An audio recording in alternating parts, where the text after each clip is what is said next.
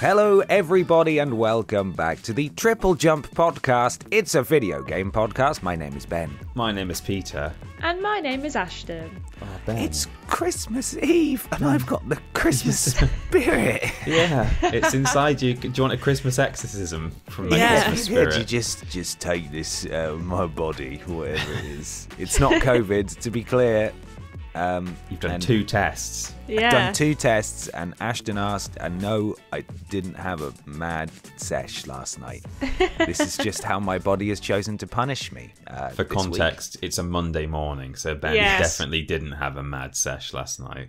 No, I did not. But this is how I sound this week, so just be ready for that. I'm impressed by like the high and the low you just hit when you were introduced, or we started the podcast. You were That's sort of my limit now. so low as well. It's crazy. Yeah, what a range, huh? I know. Yeah. Just need to get me to that church so I can sing in the lovely Crimble choir. Sound like that all the time. Just try and, if you don't mind. keep it.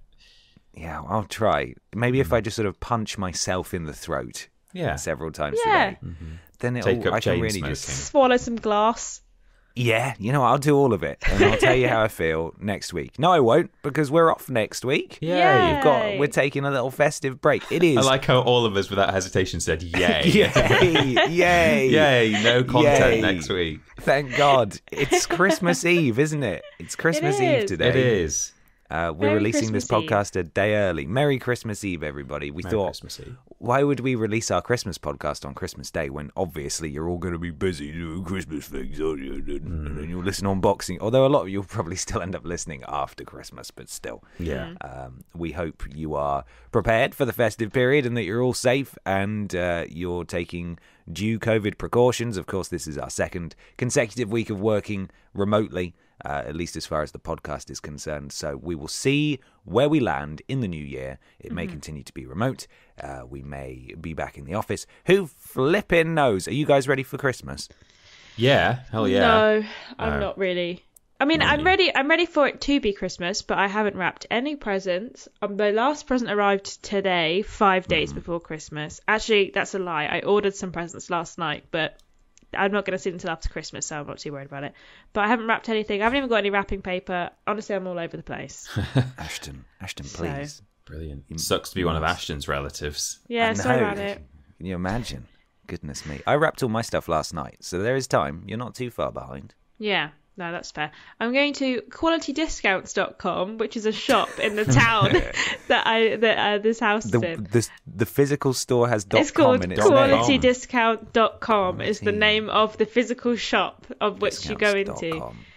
Yeah, and I'm going in there to get some wrapping paper this afternoon after work. Some quality discounted quality wrapping paper. discount.com. Yeah. Okay, a lot of festive Christmassy things, which makes sense. On the homepage.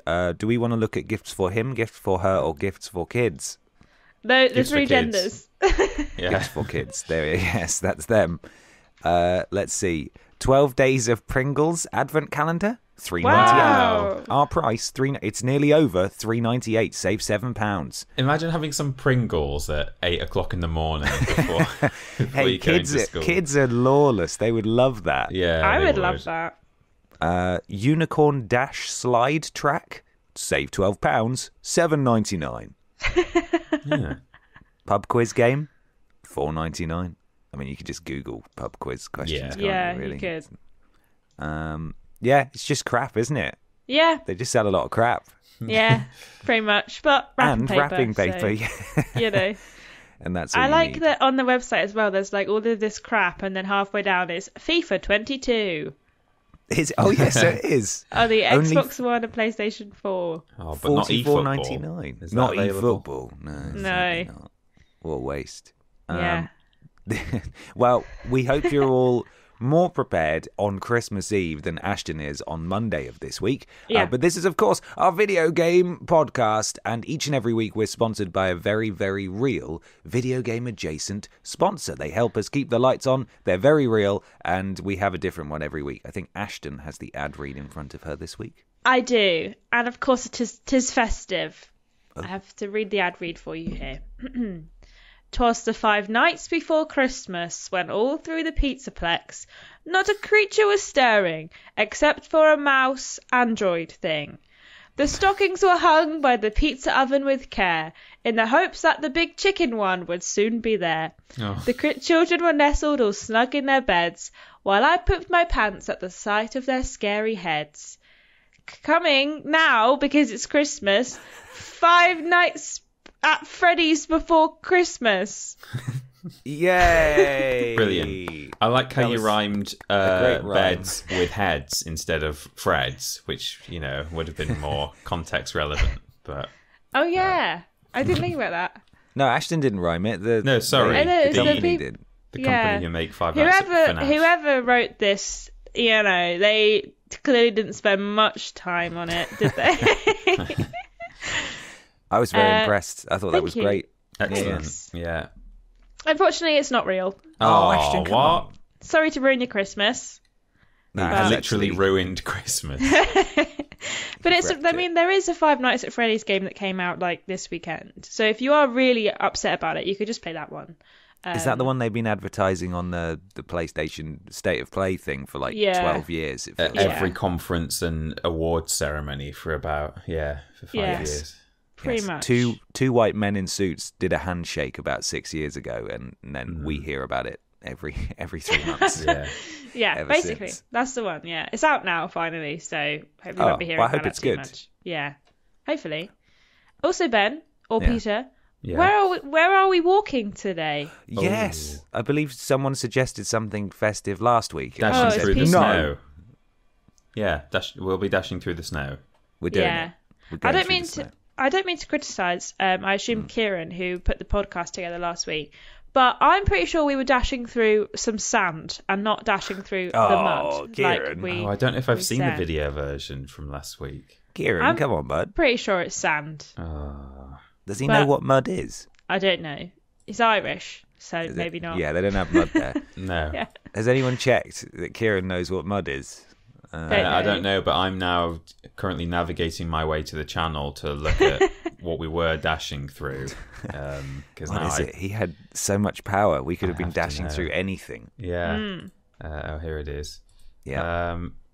I don't know. It's certainly moist, whatever it is. Okay. Could be mud, but it could be a kind of one of those. It kind of looks like a sandy beach that's got a bit wet. One of those not very nice beaches. Yeah. Yeah.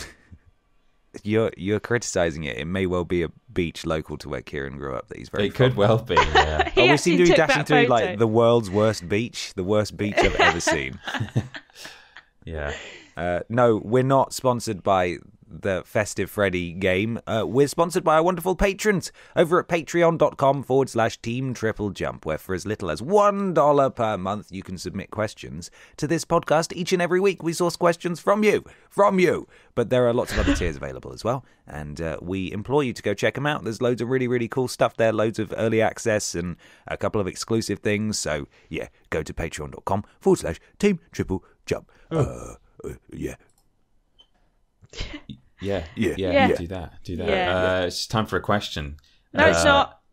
We've got to talk about something else before you jump in there, Peter Austin. You hold your horses or you hold your reindeers. Okay. We're talking about facebook.com/Team TripleJump. That's right. Yeah. Please go like and follow and please interact go. with the page. Please go. When we get to 10,000, we can pay James Jenkins editing this podcast. Mm-hmm. We can pay him. And maybe we can take Kieran to the real beach that's not sad sandy. We can take Kieran to some real mud so he can know what it is. This is mud. We had a comment on Weirdest Games Ever the other day that said, I did think it was a joke at first, but they do keep saying it. Are they actually not paying Ashton? They're not. No, we're not. No, we're not. Ashton. No. She's working She's just for free. really passionate about podcasts. Yes, so passionate. That's why she's here. Yeah. But please, it's all we want for Christmas. Mm-hmm. Is that it's 10,000 Facebook follows. Realistically, it's not going to happen. So guess what? It follows your stubborn asses into 2022, and we're not going to stop. So will That's all we not want stop. for Easter. We'd like it for Easter, please. Yeah. Easter bunny, and then oh god, I hope not. Potentially Christmas The again. summer Is all we solstice. want. Please like our Facebook page. I'd like We to think won't by stop. next Christmas we'll have gained 3,000 Please. followers. Please. I'm so tired of asking you, and you're probably tired of hearing it, but we're not going to stop. We're not going to stop. We're not gonna stop. Bloody get on it. Well, shall I ask a question while people please. go and follow us Sure. on Facebook? This is from Daniel Gregory, 2 first names, who says, Season's greetings, BAP. Wishing you all the best for Christmas and New Year. With not many games being set at Christmas or even based around Christmas. Full stop. With that said, what Christmas film would you turn into a game or base a game around? All the love and Merry Christmas. Thank you, Daniel. Merry Christmas. Merry Christmas. We played the Home Alone game on Worst Games Ever, didn't we? Where you mostly just skid around the place on a sledge, and then you go into houses and you've maybe put a couple of traps there, and that's kind of it.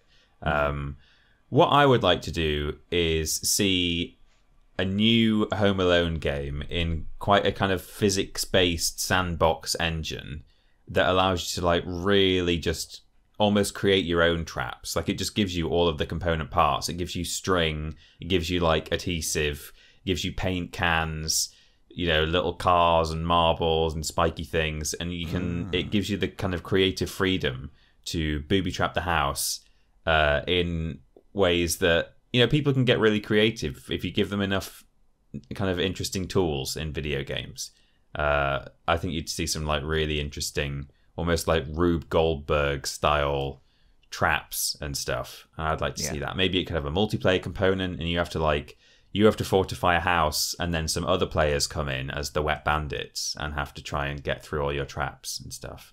I think that's or maybe what I'm saying is I want to play Orcs Must Die, except it's the wet bandits must die. Yeah, except you you just murder people. You just place traps around the house and shoot them with a crossbow.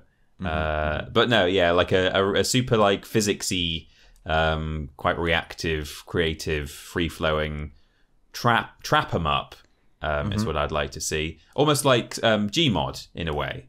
But or bug snacks. Bug snacks, yeah, indeed. Yeah. So I think that would be great. I think, you know, bring back Home Alone. When are they going to make a new decent Home Alone game? That's the question everyone is asking, I think. That is, it's on all of our lips. Yeah. Ashton, what do you think? Sorry to cut you off, Peter. Oh, yeah. I arrived at my parents' house on Saturday morning, and the first thing they said was, "Hey Ben, when are they going to make a good Home Alone game?" They did. They said, "Ben, you know have about any video games. Do you have any news?" Your grandma's asking. Oh, grandma's on the phone. My dad popped his head in. Grandma's on the phone.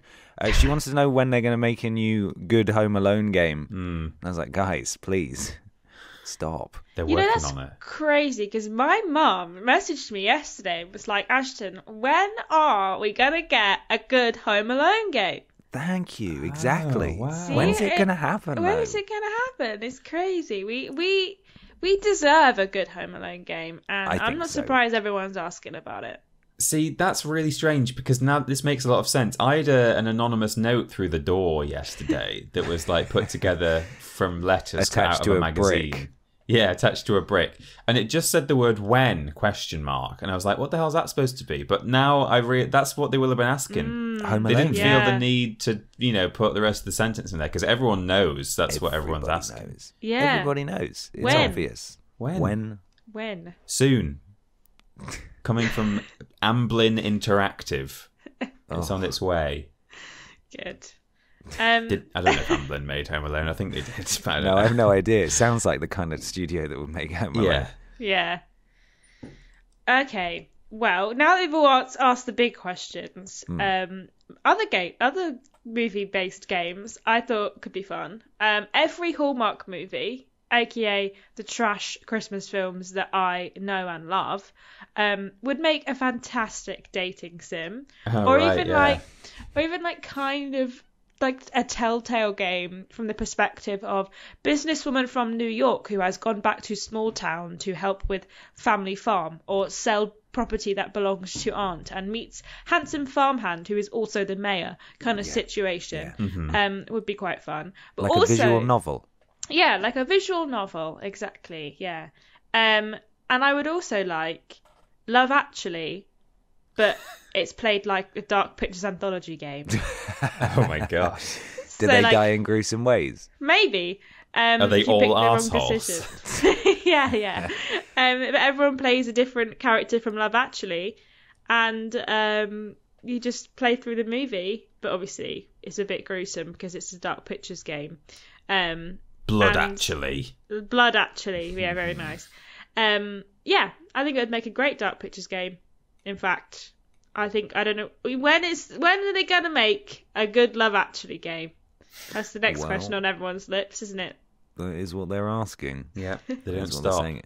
And also, Supermassive Games has apparently just signed a contract with a publisher. I can't remember who it is, not Bandai Namco, to make something that apparently is in the vein of Until Dawn, the Dark Pictures anthology. So this could be it. This could be what they're making. Could be what they're making. Coming next Christmas.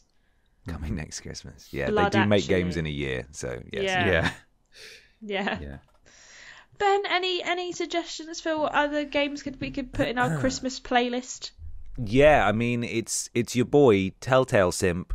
I am picturing the Muppets Christmas Carol, The Telltale Adventure. Oh, Yeah. I'd love to see that in a Telltale style. That's what I'm picturing. That would You actually make be really decisions nice. as you go through. You play as the lead character, Scrooge. Is that how you pronounce it? Mm-hmm. Yeah. Ebenezer Scrooge. Scrooge. Scrooge. That's a horrible Yeah, word. you know what? Actually, that Yeah. sounds right. Yeah. Scrooge. You have QTEs, but they're in time with like the musical pieces, and you're just sort of singing along, Guitar Hero style. There goes Mr. Humbug. I can see it now. Yeah, exactly. Scrooge. Scrooge. Depending on the nature of your decisions, you can achieve one of 3 different endings that the ghosts of Christmas past, present, and future warn him about. I think it would just be a lovely festive time for the whole family. Just sort of playing through a Muppet Christmas Carol, The Telltale Adventure. I'd play the Will crap there- out of that. Yeah. Will there be an option like if you fail a QT that you accidentally like boot Tiny Tim just down Yeah, the Tiny street Tim by will accident? remember that. Yeah, Yeah. absolutely. Good. Yeah, big time. I hope he does. Yeah, well, we'll see how long he remembers it for. It didn't look like he was long for this world, so No. when it says Tiny Tim will remember this, it could be maybe a week. For and then 3 he's to dead. 3 So- to 6 months potentially. Also, they're not called. That's a long time. Yeah. They're not called QTEs in that game. They're called Jack Frostenisms. I Oh, think. very Nice. good. There he is. Very Here he is. good. He came to play today. You certainly did. That's my suggestion. Anyway. Well, I think we've solved gaming I generally. think so. Yeah. Merry Christmas, everyone. Merry God bless us. Christmas. Ashton, where are we going next? Well, because it's Christmas time, and Christmas time is the time, famously, for trying something new. So we're doing a new. No traditions at Christmas at No. all. No. Never. Everything every year, completely different. Cutting edge. Yeah, I thought we could do a segment that I think I'm gonna call. I don't. What do you guys think about this title? I don't know if you're gonna like it. I think we should call it "What We Playin'." I hate it. Oh, I'll I'm okay workshop with it. something else for the new year. Okay. Well, maybe we'll keep it. But I thought we could talk about what we playin'. Ooh.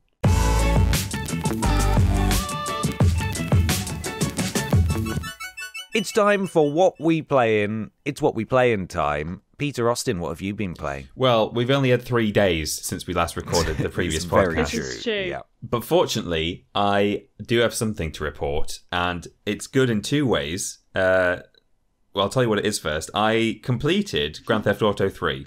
You did it. I did it. I was on the previous podcast. I was really close to the end, but I did it. I finished it for the first time in my life. I never finished it as a child. Wow. A child. That was interesting. I must admit, for the first time in a very long time, I had to use a guide to do the last mission, because the problem with that game is, it's one of those games. It's like the complaint I had about the Battlefront 2 campaign, where really it's just all of the quote unquote missions are very blatantly stuck together with. You can just see like the constituent parts. It's just like simple objectives strung together with a bit of dialogue. Do you know what I mean? Like it's all quite transparently just this is this thing, do that, then do this. And the final mission involves you chasing the baddie in a helicopter, and then she lands on top of this building, and you have to like make your way over there to kill her and save your damsel. And there are a bunch of vehicles that are like blocking the way, like these trucks, cartel like truck things that are blocking up gateways and stuff. And what I did was I had this I had a bulletproof car that had been given to me by one of the other bosses, and I was just like ramming through these vehicles and getting to the end to then go and fight this woman. And I just kept on dying. I was like, what am I doing wrong here? Like, the game seems to be like telling me to do this, because also what it does is it removes every weapon from you at the start of that mission. There's a cutscene where you have to go into the baddie's mansion and you get frisked at the gate and they take all of your guns off you. So I was like, well, I can't like fight the guys. What am I supposed to do? And as it turns out, you're supposed to like squish a couple of the guys who are standing near the trucks and shooting at you, take their guns, and then also just off to the side in the dark, there's a sniper rifle hidden under a tree, which I did not know about. So it took me like many attempts, like thinking that I was supposed to just be smashing through these roadblocks and getting to the end, and then just, you know, saving this girl. But and I looked it up, and they were like, oh no, you need to use that car if you can, and then like run some people over to get some weapons, and there's a secret sniper rifle here, and yeah, it took me a while, but you know, it was good. And the ending of that game sees your silent protagonist and the lady who he saved kind of walking off into the sunset, and I was like, oh, that's nice. Like, I wouldn't go as far as to say I ship them, because I don't think I've ever shipped anyone in my life, but I was hoping that they would get together at the end, and so I was really pleased that they were just walking off to, you know, start a life together. And then the cutscene fades to black, and she like starts chatting again, and then suddenly there's this gunshot, and she just gets cut off. And I think the implication is that he just got like sick of her talking, and my God, and just executed her, because lol, mid-noughties gaming, am I right? Wow. Women. Oh, Christ. That's, I believe, is what bad, was implied there. real. Yeah, Wow. I think that's what they were going for. It was kind of difficult. There were no subtitles. I didn't hear what she said, but she said something about $50.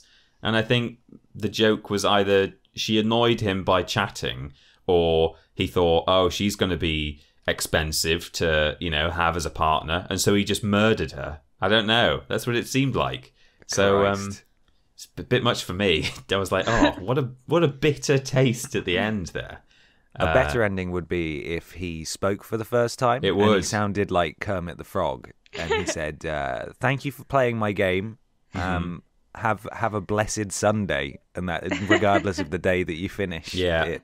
Yeah. And that's it. That's how GTA 3 ends. I would have liked him, if he was going to speak for the first time, to do what Crash does in Crash of the Titans, which I've not played, but I'm aware of this because it's a bit of a meme in the Crash community, which is Crash is silent all the way through that game, and then right at the end in the final cutscene, Coco says to him, like, oh yeah, we did it, Crash. Anyway, now let's go and get some pancakes. And Crash just goes, pancakes! And then the game just ends. Oh, God. That's what I want Claude to do. I want him to, Claude Speed, pancakes! And then the credits just roll. Also, the credits in that game were like slightly juddery and hanging and like frame ratey, which is great. They couldn't even do credits. Yeah, right? literally just from start to finish, that game is slightly broken. I enjoyed it though, and I mean, best of all, I'm just glad that I finished it, and I'll be able to talk about a different game now on on what we play in every week. But yeah, I did enjoy it, mostly from a nostalgic point of view, and you know, some of the bugs were genuinely funny. Yesterday I saw a car that was like being forced down into the floor. I don't know what the force was. It was just it was just on the road, but you could see the chassis was like being pushed down onto the wheels, like the suspension, and it was just like juddering and juddering and juddering, and sparks were coming out, and then eventually it just took too much damage and set on fire and blew up. But I don't know what caused it or anything. So I think that was Satan pulling it. Yeah, I think so.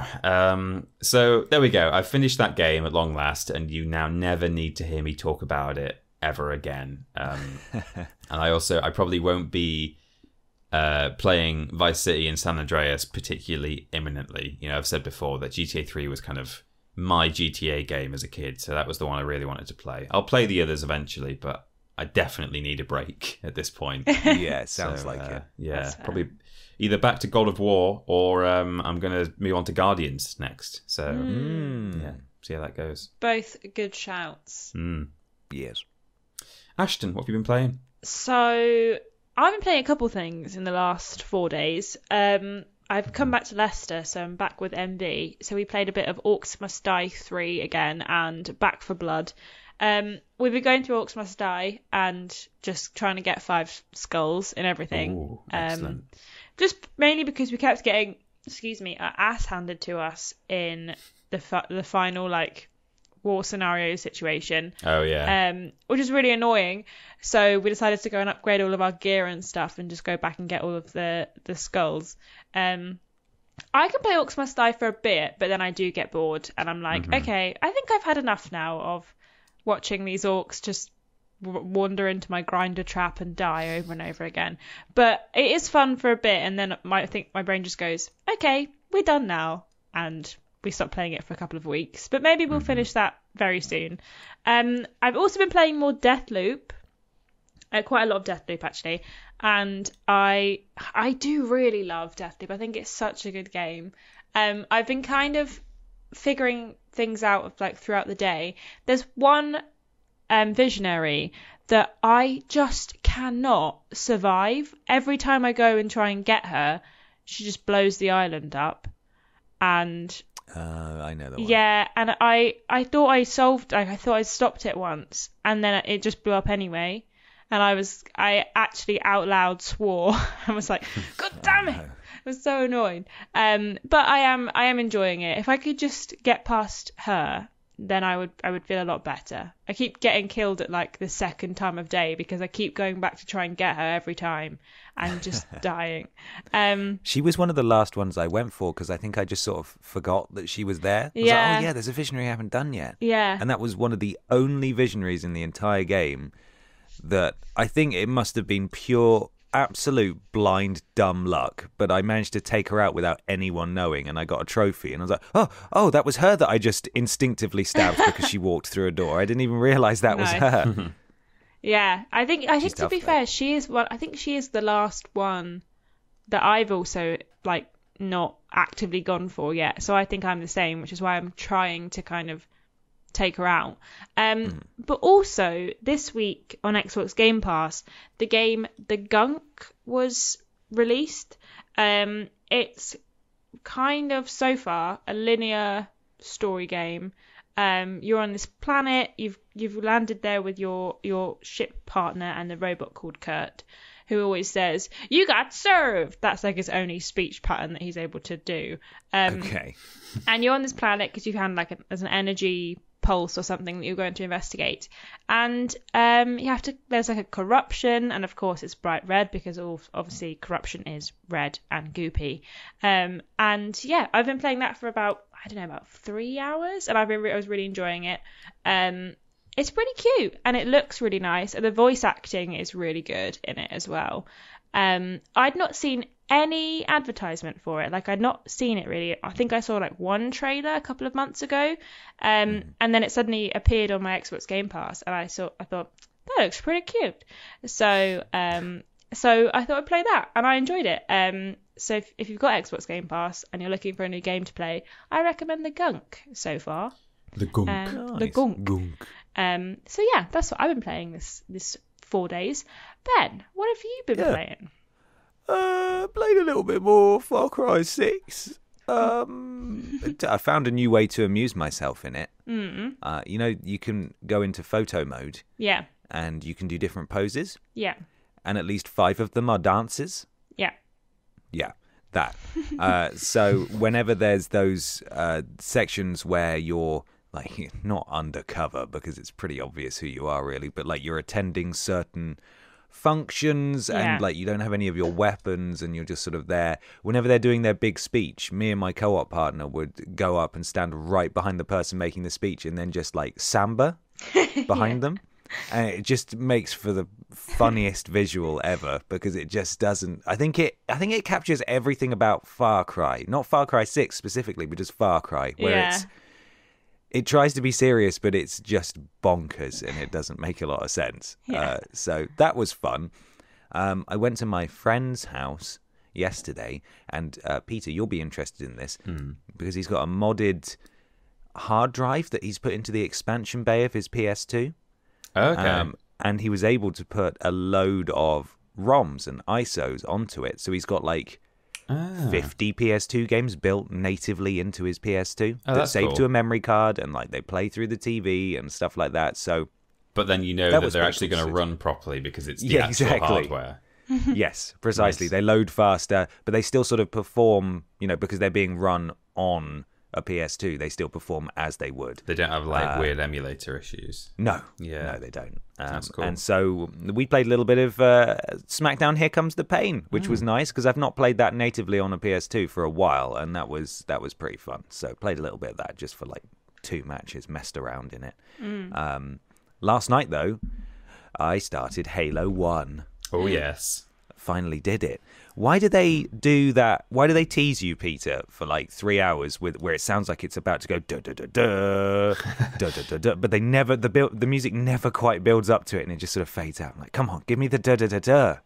Yeah, where's I don't know. Da, da, da, da? I mean, they save it for the real big moments. The beach level is good at the start. That's got a good intro. I think the music actually plays on that one. Okay. And then in the final level, when you do the big climax, has that music too. But are you enjoying it? Yes, I am. I played I love that game. The first hour and a half-ish for the original Xbox launch games video. So I knew the beginning, but I wasn't playing the Master Chief Collection version. So obviously this has been slightly polished, I'm assuming. I can't. Well, I think it's running in the same engine, which is why you're able to just switch the graphics left and right. I haven't done that. I'm saying left and right, but back and forth. Yeah. So I think physically and like kind of mechanically, it actually runs identically, but visually, it's very much polished. Yeah. I get why this game was a big deal. I mean, I've always understood that anyway, but it's not dissimilar to... It's aged, but it's aged... It has. It's aged in the same way that Time Splitters has aged, in that it's still very playable and clearly still very good. I played it on stream, and I thought it definitely had aged. Yes. But it still works. Yeah, it's still definitely really good. One thing I don't like though is the driving controls, because they are the same as in Borderlands, and I hate them in Borderlands. I just want to use the right stick to look around, but I can't because it's steer, right? Yeah. And I've never. It's fine, but I have driven off cliffs about 3 times now, and that's definitely my fault. But also, I wish the driving controls were different. Maybe you can change them, but this is this is a 20-year-old game. I don't know if you can. Beloved, and I wouldn't want to suggest they should be different, but I've never gotten on with that control scheme in other games either. So, it is what it is. But I am enjoying it, and I'm looking forward to it. It's the game that I am squirreling myself away to play during this Christmas break. Just try and get through as much Halo as I can, and I'm looking forward to playing some more later today. And that's all I've been playing. Oh, fantastic! I think it's time for question 2. Oh, okay. This one comes from Michael McCarrick. Michael says, "Dearest Bap, I pray this message finds you well, and that you have much Christmas spirit about you. In that vein, what would be your 3 games to convince a non-gamer to see the error of their ways and embrace gamerdom? 1 from gaming past, 1 from gaming present, and 1 from gaming yet to come. Much love, season's greetings, and regards to all the Walrus clan." Thank you, Michael. Thank you, Michael. Very much. 1 from gaming past. I struggled with, because we've played so many terrible games from gaming past, and I feel like, the Scrooge Scrooge. Scrooge, yeah. When he goes back into the past, he has a pretty miserable time. That's kind of the way it goes. Then in the present, it's quite good, and it's about like celebrating abundance and, you know, just fantastic. Everything's great. We're all having a wonderful time. Then future. It's not great for Tiny Tim. No, it's not great for Tiny He's got, Tim. like, Well, it is in Still present. got that TB baby. Yeah, he can have a nice time now, but Right now. his future's probably looks pretty bleak. Just as well. don't look forwards, Tiny Tim. Just enjoy it the moment to moment of your life. Yeah, they have a nice time decorating the house or something. But so, I mean, from Gaming Pass, just to kind of pick perhaps a very iconic one, I thought Bubsy 3D. Just to warn people that you can't just pick, because I'm obviously a big fan of the 3D platformer, right? And but I think you can't just rely on a genre for a video game.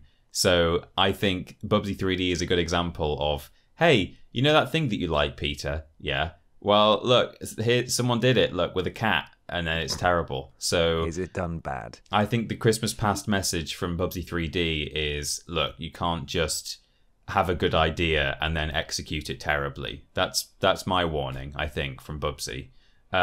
Christmas present, or gaming present, I should say, according to the question. I think Minecraft. I think that's like an abundant, creative, exciting, community-filled game. I think the Ghost of Christmas Present would quite like Minecraft. I reckon. I can see that happening. I think you'd have a great time. Yeah. Yeah. And a warning of gaming yet to come. I have chosen the Matrix Unreal Experience, whatever it's called. I've forgotten the name of it, but you know, again, I think we all need to perhaps consider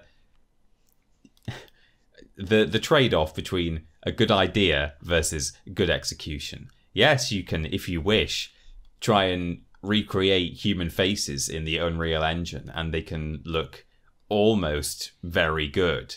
But actually, that I've not really been able to stop thinking about that since seeing the trailer. So are they haunting your dreams? They are haunting my dreams. Yeah, and I don't want to think about it. And you know, I think we all need to just be careful. The one other idea I had though was, I mean, anyone would do, but Peter Molyneux's NFT game. I think the real terror of gaming future is NFT video games. So either just an Ubisoft NFT game or Peter Molyneux's one. I can't remember the name of it, but I think there are some dangerous things of gaming yet to come that we need to just be wary of. And those are some examples. Ashton. Before I start, I watched Ben play the Matrix Unreal thing this week. It looks better in the actual game than it did in the trailer. I have heard that, to be fair. Yeah. I mean, it's not, I mean, I always say a game, it's not really. But, I mean, it looks really good, but also kind of sometimes looks a bit just like every other game you've ever seen. So, you know, take that with a pinch of salt. Okay, I'll go with Peter Molyneux then. That's my Yeah, but also I didn't take it quite as true to story as you did, and I thought, fine. What game could I show someone who doesn't play games and could get them into gaming from like a past, present, and future perspective? And I kind of went for what game is easy enough to pick up from the past and play. That's kind of like, you know, gives you a little taste of gammon. Just realised I've done a Ben there, and I've like not read a crucial part of the question, which is convince a non-gamer to see the error of the ways and embrace gaming. I just skipped that second sentence. I just really liked your answer, so I didn't want to say anything. But yeah, you actually followed the festive line through. Yeah, I did, but it was nothing to do with non-gamers. It was just warnings to the gaming industry as a whole. But that's fine. I think you did great. I'm really proud of you, Peter. Thanks for that. At least we'll give slightly more varied answers in that respect, I suppose. So we should do that in future. Just completely reinterpret the question in any way we like. Yeah. Just Ashton's turn next week to get it wrong. Yeah. So. Absolutely. That's all right. I'll first week back, I'll do my top 5 games of the year, and I'll just, you know, pick from all 2020. From 2020. Yeah, exactly. So I thought, like, what game's easy to pick up that you could go back and play, that if someone who's not really played games very much. I thought like the OG Spyro game, because I think that's one of those games that's kind of, well, it's a classic, obviously, but also like it's quite easy up to a point. I mean, when I first got back into gaming and played the OG Spyro, I was doing fine until I had to do like a charged jump, and then I just couldn't do it. So I mean, I'd show them it up to that point, unless they're much better at gaming than I am and they can just do it first time, which may be the case. And then for a present, I thought the next like step up is kind of like a linear story game that kind of like has different controls, has a bit more maybe combat, or maybe just something a bit different. So I had 3 options because we are in an abundance of games from this year. I put Kena, maybe Ratchet and Clank, or even, if you're feeling frisky, It Takes Two, Game of the Year. Game of the Year award winner. Yeah. I just thought, you know, they're easy enough to play, like simple enough to play. They're pretty, so if you're like visually kind of someone who doesn't like gaming because they think, oh, it all just looks like Call of Duty and it's all grey and shooty and sandy, then maybe these kind of very visually appealing games would help a gal out. And also It Takes Two, obviously you can play together, so you got that added bonus. And then in the future, for games coming out 2022, I kind of focused on, I thought, well, once you've played like a linear story, maybe you want to go for a bit of a bigger game. Maybe you want to go for something that's open world. Why not Horizon Zero Dawn or Horizon Forbidden West even? Because that's it's going to be a big game. Again, it's very pretty, or what we've seen so far anyway. And the controls are pretty simple again. And also, there's a bit more like dynamic of how you play, and you can start to kind of find your feet with how you play games and what kind of things you like, whether you like to just blow things up or you like to tie them down, like that kind of situation. You can go a bit back and forth between the kind of different mechanics of the game and see which one fits you better. So I thought that would be a good kind of couple of games to show someone to get them in to gaming. Great shout. Thank you so much, Ben. The Ghost Potter, of Christmas Fares. Yes, exactly. Yes. Yes. So the way I interpreted this was similar to Ashton, but the way I've decided to go about it is by showcasing games with, I think, outstanding narratives where it's like, it's not, yes, they may look at a game and think, or try it and think, I can't play this, it's too complicated, I don't understand the controls, I've never played games before, but I'm choosing to show someone who in my mind is snobby about games that they're just a waste of children's time, that actually these can be big, important narrative stories that have meaning and can do things that film and TV and books can't. And so I've chosen 3. Obviously, it was a bit of a gamble on the future one because God knows. Yeah. But I've chosen 3 games that I think are of significant narrative importance to video gaming. So, for Gaming Past, I've picked BioShock. I think if you can sit through BioShock and understand its themes, which are pretty on the nose, that you'll actually be, I think most people would be really intrigued by that, and rightly so, because it's a brilliantly written game. Yeah. And it's super interesting, plays with a lot of themes that do tie directly into books and other media. Gaming Present, admittedly, it's from a couple of years ago now. Wow, 3 years ago. God of War 2018. Yeah. I picked.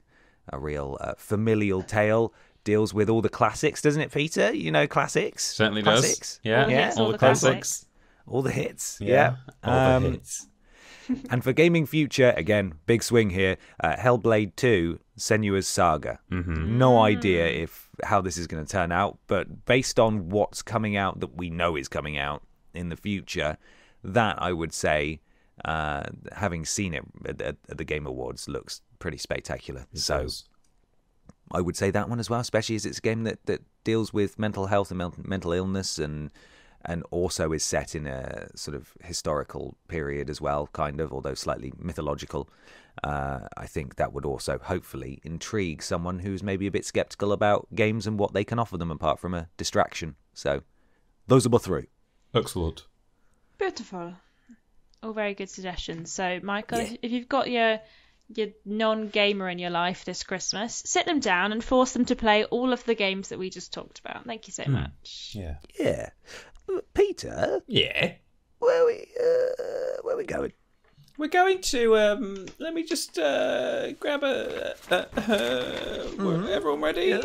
We're going to, not a brand new section, it's an ancient section, goes back 2,000 years to this very night. It's called Weird News.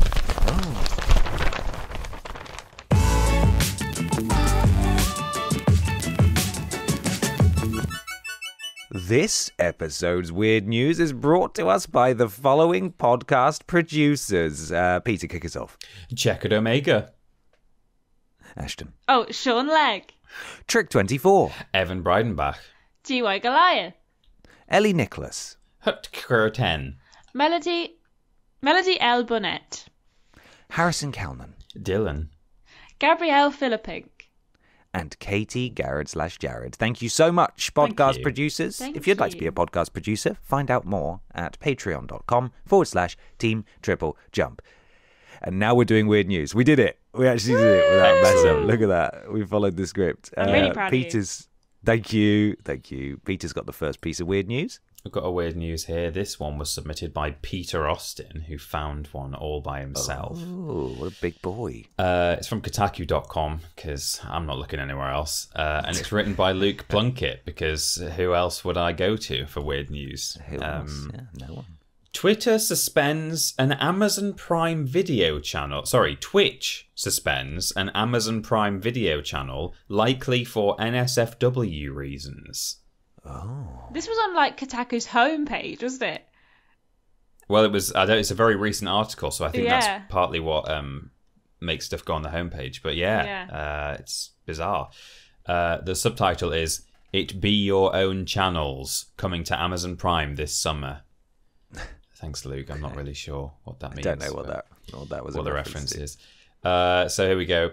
Earlier today, and this was posted yesterday at time of recording, so on the 19th of December. Earlier today, Twitch suspended the channel belonging to Prime Video España. That's an official Amazon Prime Video channel, and Twitch is owned by Amazon. You can see it right here, hyperlink, with the suspension being instituted 5 hours ago at time of posting. This is the first time that any Amazon channel has had to be suspended from the Amazon-owned streaming platform, and what makes it really interesting is that it doesn't look like it was a technical hiccup or an administrative error. It appears the punishment is because the channel really did break the rules. As Dexerto reports, while streaming the last episode for 2021 of the panel show Esto es un latte, things got a little out of hand. Hours into the broadcast, which featured several prominent streamers, host and comedian Hena Alvarez said, "We're going for the ban. Let's go. They'll ban us," while lifting up her shirt, pictured above.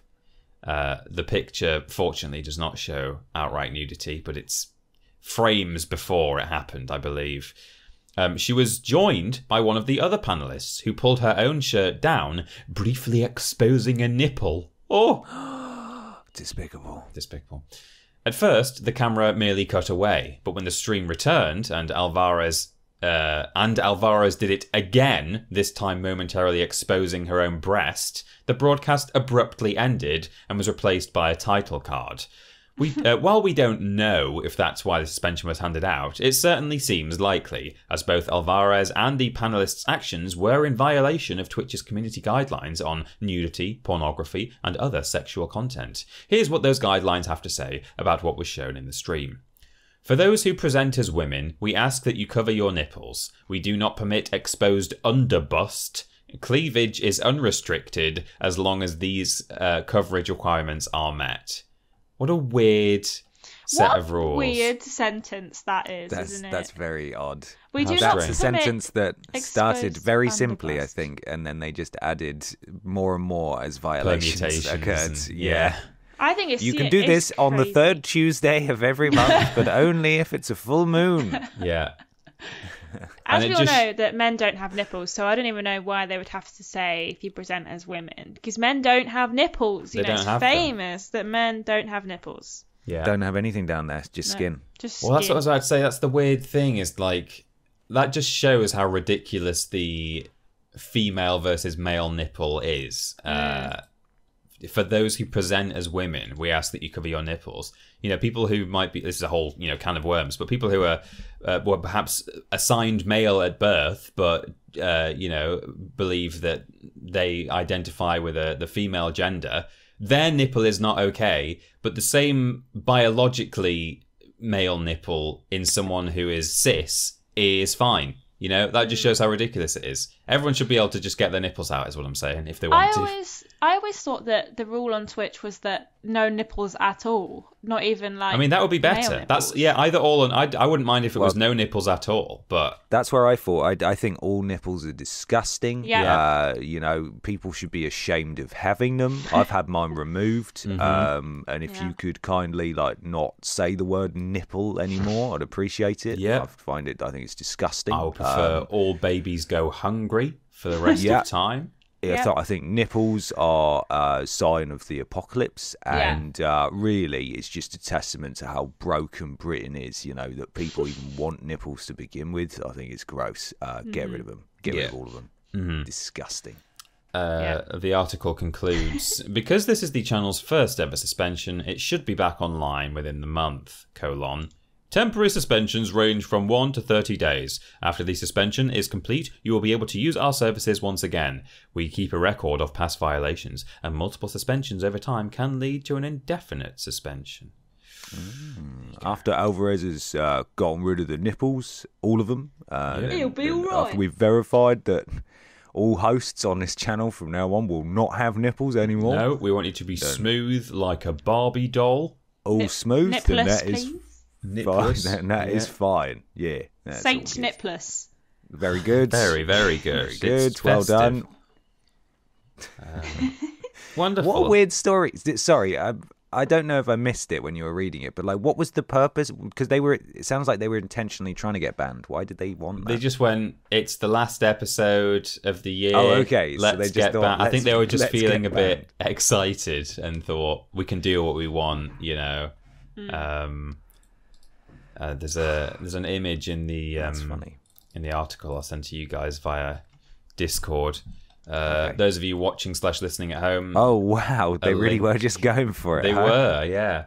I think you can see a tiny little bit of what Twitch refers to as underbust. Underbust, yeah. Disgusting. Awful.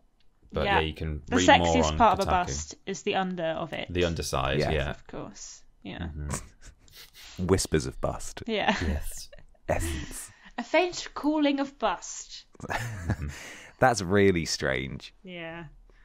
Yeah. Isn't it? Well, I also have some news. It was submitted by Ashton Matthews. Oh, amazing. Yeah. Love that guy. Yeah. It's from Kotaku and written by CC Zhang. And it is Genshin it's in the odds and ends category because of course Random. Before you go any further, Ashton, can I tell you it's pronounced Genshin actually, according to the Game Awards? Yes, Yes, I was gonna Genshin say that exact same thing. Oh, okay. We've got Genshin Impact condoms are real What? and fans want them. Right. Zhongli I was going to wants... make a very, very low-hanging fruit joke about Go for it. that official title. No, I'm not going to because it's not very nice. Was it going to say that Genshin Impact players won't need them? Maybe. Is that what you were going to... No, absolutely not. That's not what I was going to say. Okay. Zhongli wants you to practice safe sex and you should listen to him. Oh, this is like the sexiest weird news we've had in a long time. It is. I'm really going to bring it crashing back down to earth.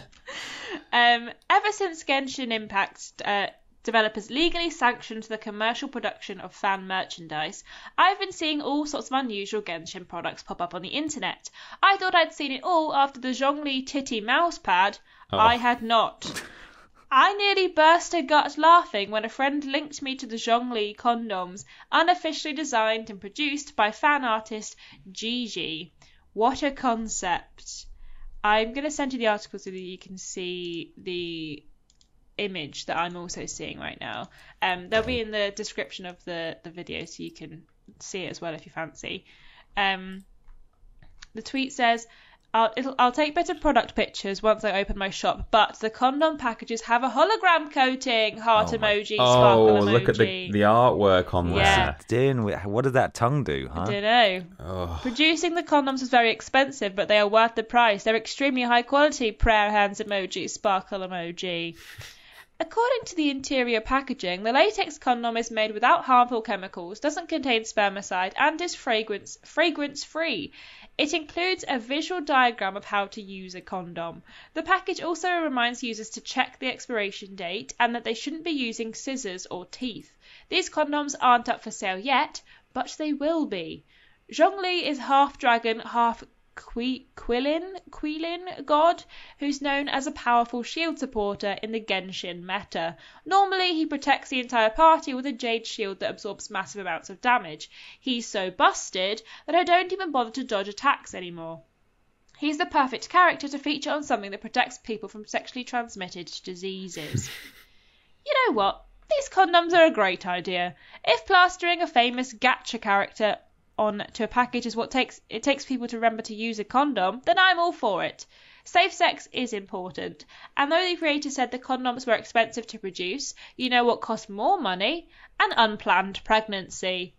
Yeah, it does. It does. The community's responses has ranged from humour to admiration to scorn. Some of the jokes include shields you from massive responsibility and me and my wife about to have sex. Hold on, babe, I've got to get my zhongdom. Oh. Oh no. The vast majority of quote retweets stated that Genshin players don't have sex. They are, Ben. Okay, I'd just like to apologise for the joke I didn't make because it was mean, and everyone's entitled to a nice, fulfilling sex life. Their own proclivities. Even if the generalisation were true, it might not matter. Some asexual commenters said that they want to buy the condoms for their Genshin collection, but not all of the reactions have been positive. A lot of quote retweets preface the photos of non-explicit condom packaging with content warnings, as if just the existence of condoms themselves is somehow offensive. Gigi is a Finnish artist, and he was surprised by some of the ignorance surrounding condoms in the reactions to his tweet. He said, "I don't know if it's some kind of cultural differences, but a lot of the quote retweets had kind of puritanist vibes. Big yikes from me. Do kids even have proper sex ed in school anymore? I'm concerned, skull emoji. Some people have never been to Harajuku Condomania, and it shows." Condomania? How do you spell that? Condomania. Harajuku Condomania. I've America's never been to number one Harajuku condom Condomania, I must admit. Okay, Japan travel. Let's see. Your connection is not private. Back to safety. No, proceed. Unsafe. Escape. The last bit while you're looking it up is, while a lot of fans may be planning to buy them for decorative purposes, I really hope that these zhongdoms get some actual use. Safe sex is important, y'all. I don't like it that they're gendarmes. Isn't that the police in France? The gendarmes. They're gonna come. Yeah, I think so. Oh, here it's it is. mostly a novelty Condomania. store, which means it's a great place to find inappropriate and ridiculous gifts and souvenirs, like for those odd friends back home and bachelorette parties. Penis straws, anyone? I like how outside it says Condomania and Fun Shop. Fun shop. Come here for all of your fun needs. It also means you can pretend to be doing that while actually stocking up on their wide range of flavoured, ribbed, studded, special-sized, or glow-in-the-dark prophylactics and lubricants. I just tried to access an article based in Japan about it, and it says that due to GDPR, I cannot access the website. Oh no, they haven't done the terms of service. No. Not allowed. Not allowed in. No. No entry. That was weird. Wow. That was pretty weird. Ben, are you going to really up the sex appeal? Get ready for this. Yeah. We're staying in Japan now, though. It's getting hot and spicy. But I hope you're ready to, basically, for me to bring the news equivalent of a tax seminar, like how to pay your taxes. So here we go. Let's keep the steam rolling. This is from the Sixth Axis and Stefan, who I think I know, but I'm not sure. It's been a long time. Right. Final Fantasy XIV removed from sale because it's just too darned popular. Oh. Ah, so popular. What have you uploaded there, Ashton? I found a picture of one of the condoms that's in the shop. Oh no! Oh, Please don't read it out loud. That's weird. Please don't read it out loud. Don't We read need that. Oh, I did not know they exist, but now I do. Square Enix is going to stop selling Final Fantasy XIV, but it's not because they want to kill off the MMORPG. No, it's because it's just too damn popular right now and their servers simply can't keep up with demand. It's been incredibly difficult to log in and play Final Fantasy XIV since the early access release of the major Endwalker expansion, with hours-long queues to get into a server. To combat this, Square Enix are what are you sending, Ashton? I saw you typing. I was like, what's coming through now? Just some things with anime women on them. Ashton's fallen down a rabbit hole. I have. And we're suffering the consequences. One of them says bottle lotion, and when I first read it, I thought it said bottom lotion, which... well, maybe it is. It could be, but it would just be a strange way of wording it, wouldn't it? Hello, can I have some bottom lotion, please? Can we please focus on my thoroughly unsexy story? Yeah, sorry. Thank you. To combat this, Square Enix are cutting down on the influx of new players in several ways. Over the next few days, they will stop distribution of physical copies, as well as temporarily halt digital sales of the game, and will suspend new registrations for the free trial version of the game. They're also pulling advertising campaigns as soon as possible. All people that currently have the game or have a free trial account will still be able to play, but free players will be much more restricted in their access. Active subscribers will have prioritized login over free players, and free players will only be able to log in during late night and early morning hours. And then it goes on to talk about some kind of error. But essentially, the game is so popular that Square Enix can't keep up, and they're just going to stop selling it to people and stop advertising and pretend it doesn't exist and hope people... don't play it, which is ironically probably going to have the opposite effect, because while I have never been particularly interested in Final Fantasy XIV, the idea that it's so good that they don't want to sell it to me makes me want to play it. So, how dare they? That's very strange. I mean, you'd think they would just up their infrastructure and stuff so that they can make shed loads of money off this very popular game, rather than say, oh, well, as a business... we're no longer going to sell this very popular product because we just can't keep up. You have to imagine that they will do that, but eventually, apparently it's just reached critical mass and they just can't cope at all. Man. That's bonkers. I don't think I've heard of a game doing that before. No. Just sort of going dark and operating for existing players only. Yeah, that is crazy. It's going to end up one of the people being like, I will sell you my copy of Final Fantasy XIV. Yeah, it will be my login. For £7,000. It will create a bonkers... a Flappy Bird. Black market. It will be a Flappy Bird situation. God, I will sell you my laptop with Final Fantasy installed on it and logged in. Sometimes £6 million. I think about Flappy Bird situation, and I think, like, what kind of world did we live in where, like, we just kind of... that was a thing and we all just went with it. Like, people were selling their full phones. Flappy Bird was crap as well. I know. It wasn't actually that was good, so random. So bizarre that it took the world by storm. It's such a simple game as well, so basic. Yeah. It was not really any different to that copter, that flash flying game. I had on my phone for ages. Yeah. I don't get it. It's bonkers. But people sold their PS4s for a premium with PT installed on it. Yeah. After they pulled that from the store. So, similar thing. Mad. Bonkers. Anyway, that's weird news. We've got a question here, haven't we? Yeah, we've got a question here from Ernie Arrowsmith, the Lord of the Rings archer. Yes. Or Fletcher, probably. Season's greetings to all at Team TripleJump. Thank you, Ernie. Thank you. Thanks, Ernie. What holiday traditions? What holiday traditions do you think would translate well to a video game format? Christmas decoration Tetris, last minute shopping meets Battle Royale, Peter Austin's family parlor games in VR. That would be a terrible idea. Merry Christmas and a Happy New Year, Ernie. Thank you, Ernie. Thanks, Ernie. Thanks. Say hi to Bert for us. Do please. Something that I hate doing in real life, but might be quite... in a kind of unpacking sort of way, might be quite nice to be gamified, would be wrapping presents. I put that down too. Because I think that, no one likes to unpack boxes in their or maybe some people do. It's probably quite nice to try and find a place for everything. But there's lots of things that you would consider to be chores that have been gamified. But so I don't like wrapping presents, but maybe it would be nice to kind of have nice folds and like sellotape and stuff, and there could be extra challenges. Maybe then there is also a Tetris element where you then have to put all the presents under the tree and fit them in. And I don't know. I just think like I can see that as the levels get on, it gets more and more harder to wrap. It's like wrap a football or like a guitar or something.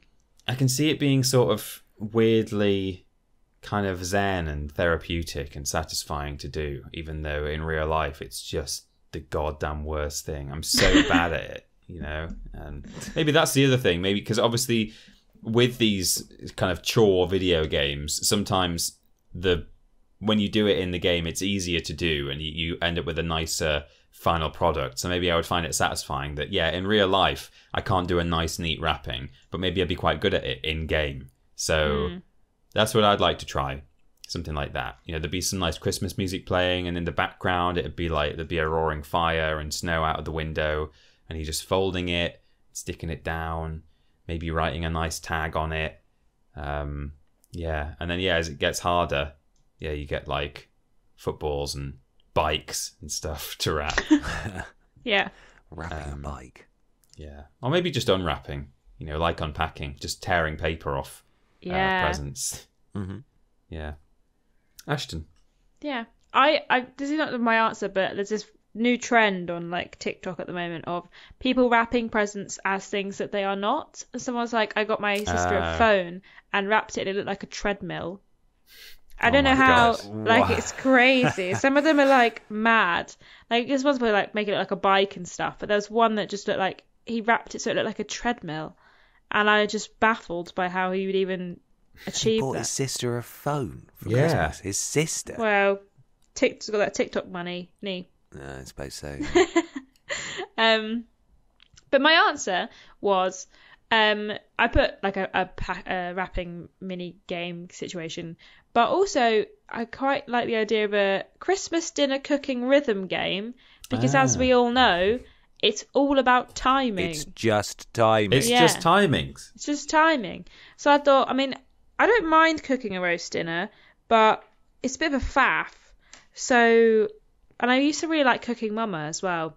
So maybe like a game that's all about cooking a Christmas dinner that's all just timing, and if you mess it up, you overcook your peas or something, or your overcooked peas. Your chicken's a bit undercooked, and you've ruined Christmas, and your cousin's crying, and your grandma's had a heart attack, and and your granddad's like, why the hell have you served chicken and not turkey on Christmas? Exactly. What the hell are you doing?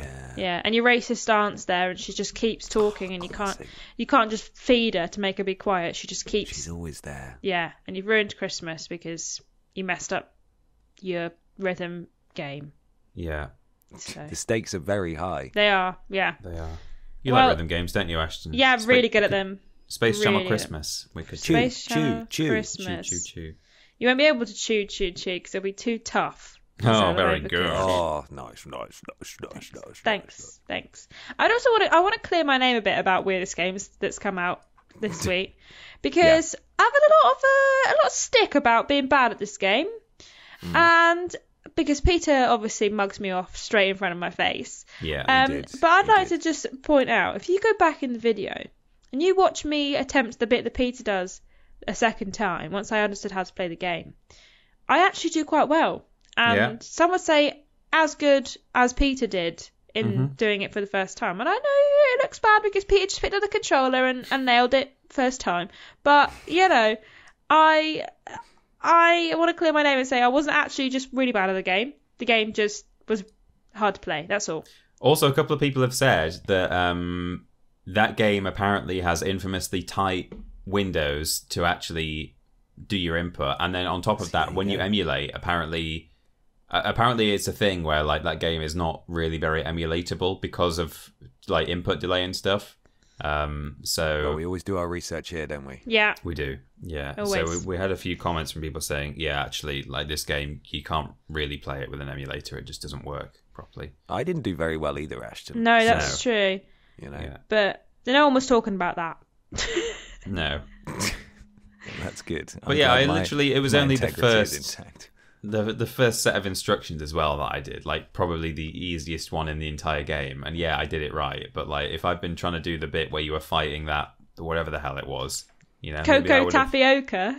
yeah, that one. Oh, man. Maybe I'd have struggled just as much. Who's to say? Yeah. But that's how Christmas dinner gets ruined. Yeah, exactly. Yeah. Ben, what game what Christmas edition do you want to make into a video game?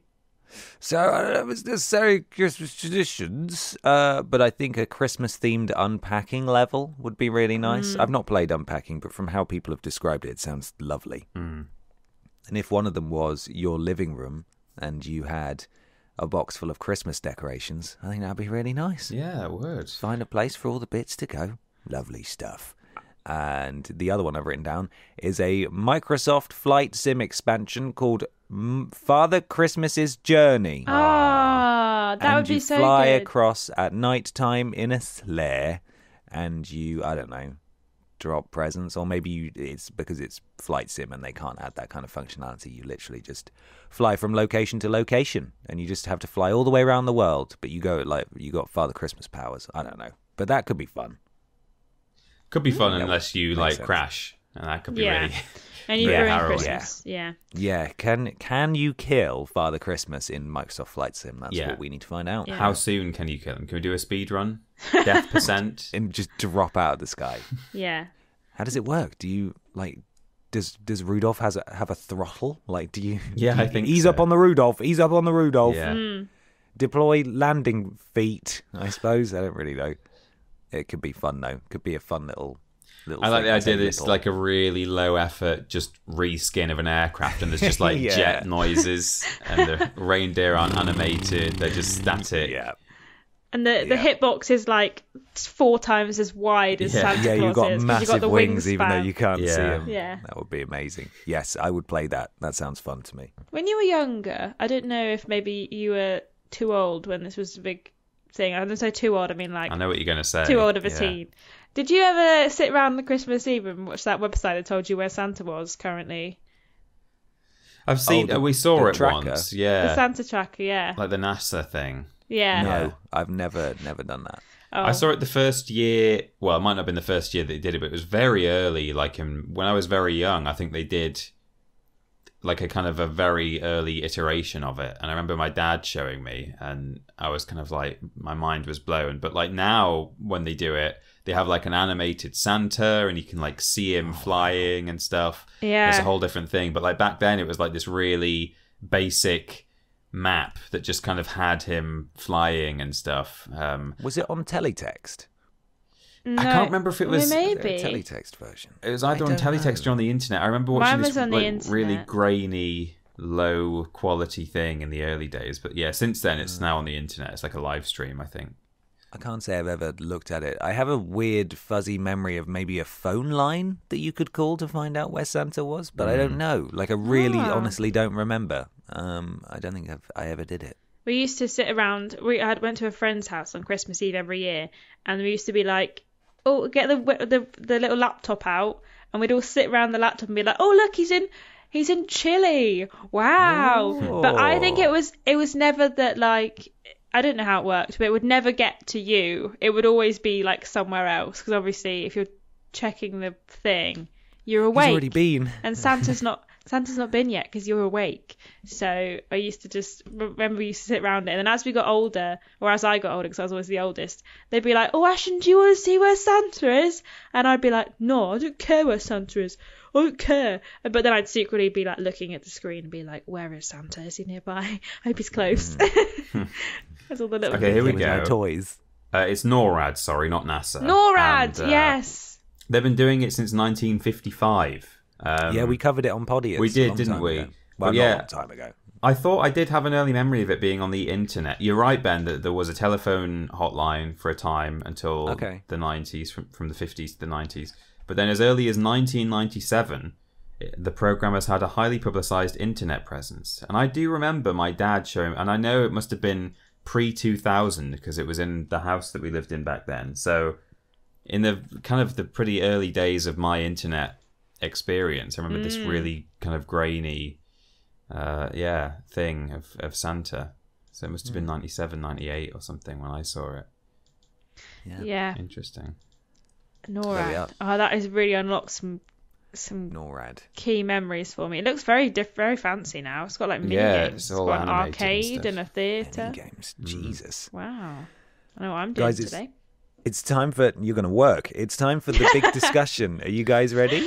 Yeah. Certainly am. Are you guys ready for it? Yeah. Yes. Here comes the big discussion. Big discussion.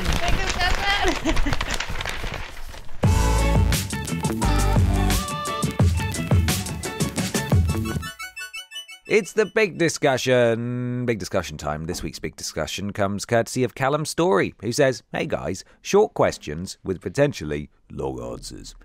Why do you think that a lot of Christmas-based / themed games are / were so terrible? And do you think we'll see a return of Christmas-themed games now that the technology and quality of games have improved immensely since the 90s, early 2000s, or 90s to early 2000s, I think.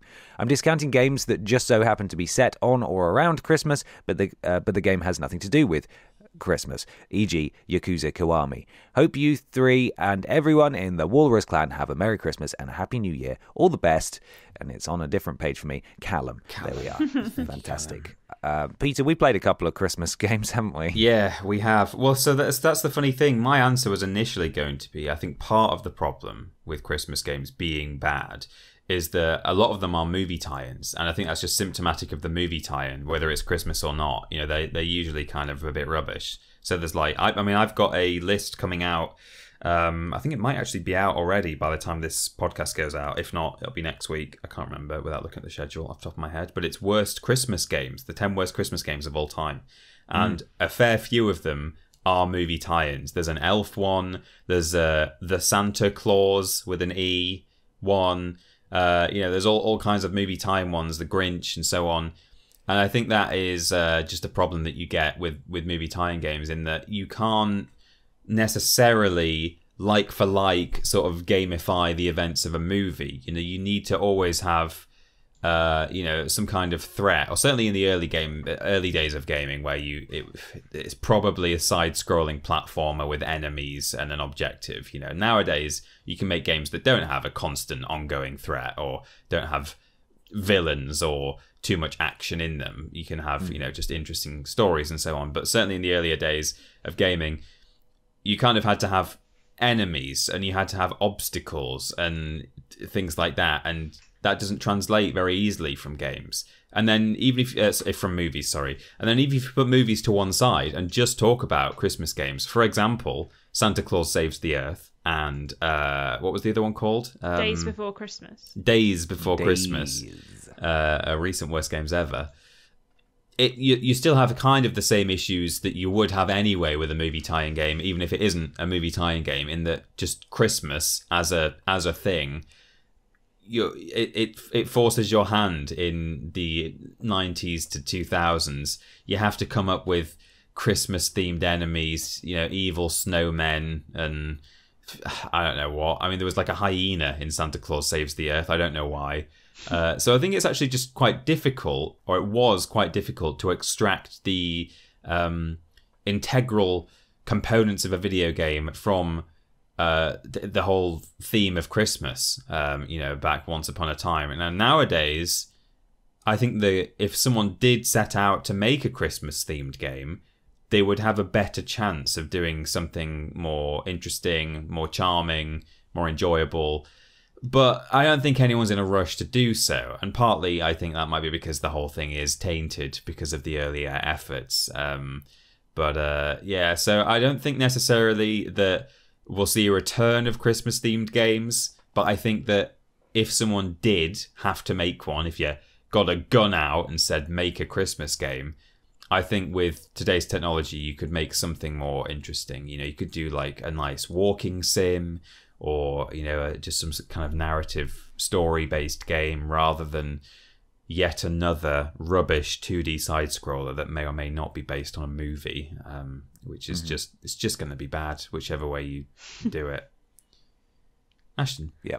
I think in the same way that very rarely do you get a Halloween game. You know, you get horror games that are popular around Halloween, but you don't necessarily get Halloween games. You won't get a Christmas game. You'd get a game that's set around Christmas, or a wintry game that is, you know, winter based, because like you're saying, it's very difficult to make a game based on a holiday which is so different around the world. Like, our Christmas is completely different to the Christmases of, you know, Australia or Japan or even like Finland. Like, our Christmases are very different. Yeah. Compared they have chocolate to grandma in one of them, which They is do. really weird. chocolate grandma.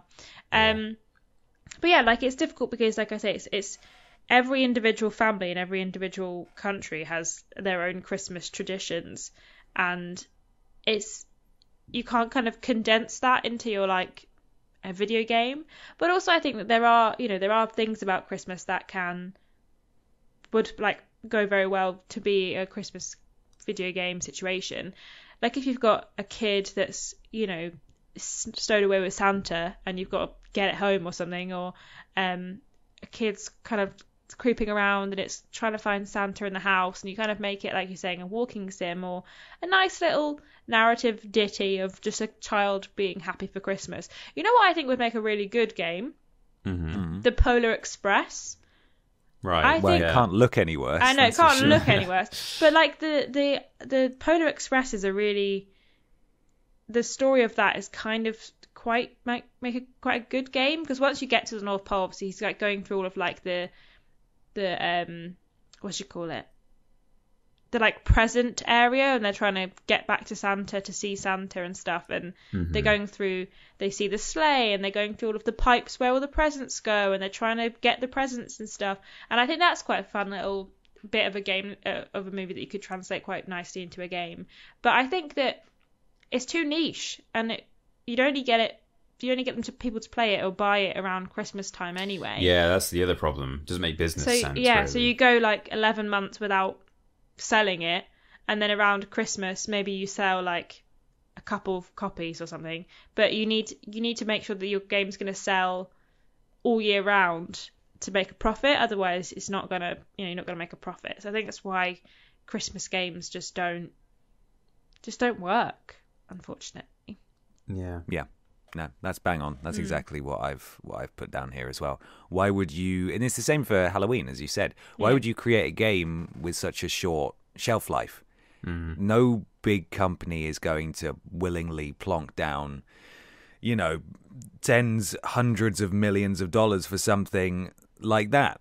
So the only people willing to take a gamble are those with either an official movie license, like Home Alone, or smaller independent companies looking to flip something and cash in for a month out of the year. So you'll find a lot of Christmas games on Steam. I don't know that any of them are really particularly good. Yeah. So there we are. I absolutely do not believe that we will ever get a really good Christmas game. I don't think it'll happen. We might get a really good game that happens to be set at Christmas, and we've had plenty of those. Yeah. We might get an oddity from an indie dev on Steam that's sort of a delightful one-off. But honestly, that's likely all, isn't it? I mean, the walking sim idea is a really good idea, Peter. I think that would be really nice. Just like a 2-hour game where you're going around like a picturesque English village, and it's the snowfall, and someone gives you a mince pie, and maybe there's very low stakes, but it just doesn't make sense to do. Like it's a nice idea, and it would be a good game, but no one is going to do it unless it's sort of just, like you say, incidentally Christmas in it. It would have to be ready for Christmas as well. It's not like Resident Evil, where you could have all the intention in the world to release it in October, but ultimately, even if you release it in April, it doesn't matter. It's still Resident Evil, and it will sell. And it's also just really hard to come up with an original Christmas idea for a game. You look at the answers I gave for the previous question, and it was just the Christmas spirit applied to existing games. Devs are in sort of a really tough position to try and come up with something good, and that's why the Christmas games, certainly in our experience, are nearly all crap side scrollers. Typically the best thing to do is just do a seasonal DLC or something like that, or just a level within a game. You know, we've talked about this sort of ad nauseum really on the channel, whether it's in lists or in previous podcasts or other videos and things. But there are some really nice Christmassy themed DLCs and levels of games. You know, I've talked before about the level in Bully, which is that game normally has a day-night cycle, and you have to get to bed before like 9 p.m. or something. But the one day of the year in that whole game where you don't have that constraint is the Christmas one, and that's because there's so much to do. You wake up on Christmas morning, and if you only had like 12 in-game hours, you would not be able to do it all. So you have like an infinitely long day, and there's the whole world has been reskinned, and there's costumes and activities and missions and all sorts of stuff to do. So and there's a good Saints Row one, isn't there? I think. Yes. Yeah. Saints Save Christmas or something like that. Yeah. I think that's meant to be pretty good. Borderlands has a fan. Borderlands 2 has a great one. But these are the examples that Peter and I have been offering for like 5 or 6 years at this point in various places. But it's so hard to make an original Christmas game, and why would you? Because you'll only be able to sell it for a month. Yeah, and that's kind of it. So, imagine trying to sell a Christmas game in January. The game's been out for a month or less, or maybe you'd release it late November. No one's going to buy it after Boxing Day. Games are just too expensive to make, and Christmas films are seemingly, it's more of a lucrative market. You know, you can make back your budget pretty easily. Games, there's absolutely no guarantee of that. No guarantee at all. Well, you talk about there's just too many games released every day. Yeah, you talk about the fact that there's it's really hard to think of a new Christmas story or something you can make a game out of. But just look at the movies. All the movies are exactly the same. They're all the same. They're all telling the same story in the same way. And of course, if cinema can't do it, then what chances video game companies got to make a game that will actually do well? It's mad. It is. I would love for a company to take a big swing and just, with the plan that they will sell copies every year in December. Someone just makes a really good Christmas game that just becomes a must play for millions of people every Christmas. Like, it's the beginning of December, I've got my advent calendar, I've put up my decorations, I'm watching Home Alone, I'm watching Die Hard, and it's time to play through The Christmas Folly in Quaint Englishville, just the 1 hour walking sim where it's all festive, and it's the good Christmas game, and you can play it really quickly and finish Every it. streamer would play it at Christmas. Someone could do it, but there's no market for more than one of those for sure. Yeah, that would be it. It's the same with Christmas music as well. Everyone has a go at a Christmas song. We didn't make it into the charts, sadly. No, but sadly not. That might have been because we're only selling 100 copies. Yeah, that may do it. That held us back. Certified platinum over here. Yeah. But, well, there we are. Of course, let us know what you think about everything we've discussed in the comments below and at the various other places around the internet you can find us. Peter is going to tell you a few of them right now. Hello, we are Team TripleJump everywhere on the internet that's worth being. You can go to youtube.com and twitch.tv/Team TripleJump to see our videos and live streams. When we're streaming on both of those channels, we're modded by Lord Brotovich, Trolling Badger, and Mr. Black. And on the subject of Twitch, if you've got Amazon Prime, that has a little Twitch sub as part of the bundle. So you can spend that on us if you're not using it already. Or if you are, maybe take it off that rubbish channel that you're subscribed to and put it on ours. Give it to us. We've got social media, twitter.com and facebook.com, both /Team TripleJump. There used to be a bit of a distinction between the two, but now we've got quite a lot of crossover, really. So you can head to either of those and get video announcements and little bits of community, kind of discussion and so on and so forth. Fraser's doing an excellent job looking after Facebook and Twitter as well, to a certain extent. So thank you. We've got Patreon as well. You can go to patreon.com/Team TripleJump to have a look at all of our tiers. Hey, maybe this Christmas you might want, an exclusive t-shirt, or you might want to get a signed copy of Worst Games Ever and Weirdest Games Ever for yourself or for a loved one. I mean, I'm not saying that stuff will be with you in time for Christmas at this point, but you could, do it as a little late treat to yourself. So go check out the rewards on there. There's all kinds of stuff. Go and have a look. We also have a website. It's TripleJump.mup. That's triplejut.mp, spells jump. If you want to join our Discord, you can go to triplejut.mup/Discord, where you can talk to all of our wonderful community and see what they're chatting to.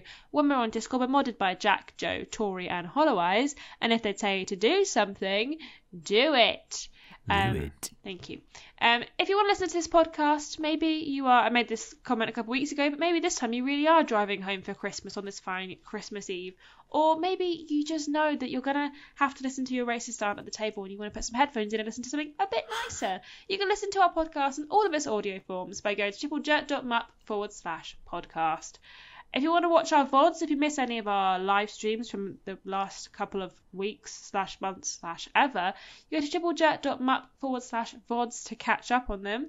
And last but not least, if you want to get yourself some merch, maybe you've got some Christmas money to spend, you go to TripleJumpShop.com and purchase a t-shirt, a jumper, a scarf, maybe a tin or a pin. Go to TripleJumpShop.com to find out what we've got and to make sure you're up to date on all of the new merch news, or just to tweet us about the new merch you may or may not receive for Christmas. Tweet us at TripleJumpShop on Twitter. Yes, I'm here. Hello, sorry. Hello. Why not follow Scrambled Ashton? I've already messed it up. I was in my own world there for a second. Scrunch. Why not follow Peter and Ashton on Instagram and Twitter at @ThatPeterAustin and @ScrambledAshton, and myself just on Twitter at @confused_dude. We do lists every Monday, Tuesday, Wednesday, and Thursday. That continues, by the way, through the Christmas break. Loads of stuff coming for you. Yeah. Streams every Monday, Tuesday, Wednesday, Thursday, and Friday. Thursday being the stream on YouTube, the joint stream. Blazed it. Oh, what's going on with my brain? And the other days being the solo streams on Twitch. Obviously, there'll be none of those over the next week or so. Worst Games Ever is fortnightly, Friday for patrons of a certain tier, Sunday for everyone else. The podcast is every Saturday. We do shows all the flipping time. Go check them out. Why not leave a 5-star review on iTunes or your platform of choice? It helps something to do with Al Gore's rhythms. We've got loads coming your way. Facebook.com/Team TripleJump. Please go and follow the page. Merry Christmas for tomorrow. Hope you have a brilliant time. Yeah. Absolutely. It's a Worst Games Ever week, isn't it, Peter? Certainly is. It was, well, sort of a Christmassy one, but it wasn't, because if you are a patron, you got it on Today. Today you get it. But if you're not a patron, you get it on Boxing Day. So sorry about that. Yeah. But don't worry, we didn't pick a Christmas game because that would be very confusing for everyone involved, and we wouldn't want to do that to you on Boxing Day. Absolutely not. We wouldn't. But it's another excellent edit by your boy James Henkins. James Henke. So go have a look at that. Absolutely. Ben, you've got a video coming out soon as well, haven't you? Certainly do. We've got a big sort of New Year's, I suppose that's the time, because we got a video coming out on New Year's Eve, we got a video coming out on New Year's Day, and we got a video coming out on the 2nd of January as well. And there are 3 big videos. One of them, of course, is Triple Jump Isn't Changing, where we sort of reflect on the year and thank everyone for their contributions that allowed us to do what we do this year. We've got the longest ranked list we have ever done in the morning on New Year's Day, and that is specifically timed to help people with a hangover from New Year's Eve. And also, it's very much a tradition of ours to put a big old ranked list on New Year's Day. So when you wake up, and you sound like Ben. You can pop but that you feel like I sound. Yeah. Are we announcing what it is, or should we just let it be? Well, I think before it goes out, we'll have put the social media post out, the YouTube community post out. So, because I mentioned it the other day on something that's going out nearer the time on the Triple Jump Isn't Changing. But we can say what it is then. Yeah, maybe we should. Maybe we should. Well, every Mario video game ranked from worst to best, every single one.